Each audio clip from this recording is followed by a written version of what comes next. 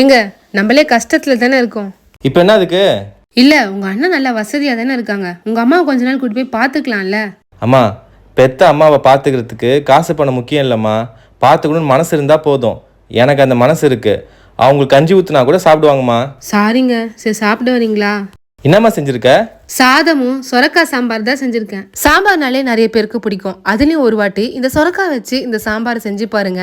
இது இட்லி, தோசை, சாதம் எல்லாத்துக்குமே சூப்பரா இருக்கும். ட்ரை பண்ணி பாருங்க. இது செய்யறதுக்கு குக்கர்ல துவரம் பருப்பு 1 டம்ளர் எடுத்திருக்கேன். இது ஃபர்ஸ்ட் நல்லா தண்ணியில அலசிட்டு தண்ணியெல்லாம் நீக்கிட்டு இதுல ஒரு 6 பல்லு பூண்டு, ஒரு பச்சை மிளகா, ஒரு 5 சின்ன வெங்காயம், ஒரு பெரிய வெங்காயம், ஒரு தக்காளி, சொரக்காய் தோலெல்லாம் நீக்கிட்டு இது போல கட் பண்ணி சேர்த்துக்கோங்க. இதோட 1/4 ஸ்பூன் கிட்ட மஞ்சத்தூள், 2 டேபிள் ஸ்பூன் கிட்ட வீட்டு மிளகாய் தூள், 1 ஸ்பூன் கிட்ட கல்லுப்பு, 3 டம்ளர் தண்ணி இதெல்லாம் சேர்த்து குக்கர் போட்டு மூடி விசில் போட்டு ஒரு 4-5 விசில் கிட்ட வேக வச்சு இது போல ஒரு மத்தில மசிச்சு எடுத்துக்கோங்க. இது நல்லா மசிச்சதும் ஒரு லெமன் சைஸ்க்கு புளிய தண்ணியில நல்லா கரைச்சி இது ஃபில்டர் பண்ணி இதோட சேர்த்துக்கோங்க. இப்போ தாளிப்புக்கு கடாயில 2 டேபிள் ஸ்பூன் எண்ணெய் விட்டுட்டு கடுகு, உளுத்தம்பருப்பு, கொஞ்சமா சீரகம், கொஞ்சமா வெந்தயம், கருவேப்பிலை, ஒரு காஞ்ச மிளகா, கொஞ்சமா பெருங்காயம் இது நல்லா பொரிஞ்சு வந்ததும் ஒரு 6-7 சின்ன வெங்காயத்தையும் சேர்த்து வதக்கிக்கோங்க. வெங்காயம் லைட்டா வதங்கினதும் நம்ம மசிச்சு வச்சிருந்த பருப்பு, சொரக்காய் இதோட சேர்த்துட்டு கலந்துட்டு தட்டு போட்டு மூடி ஒரு 5 நிமிஷம் கிட்ட கொதிக்க விடுங்க.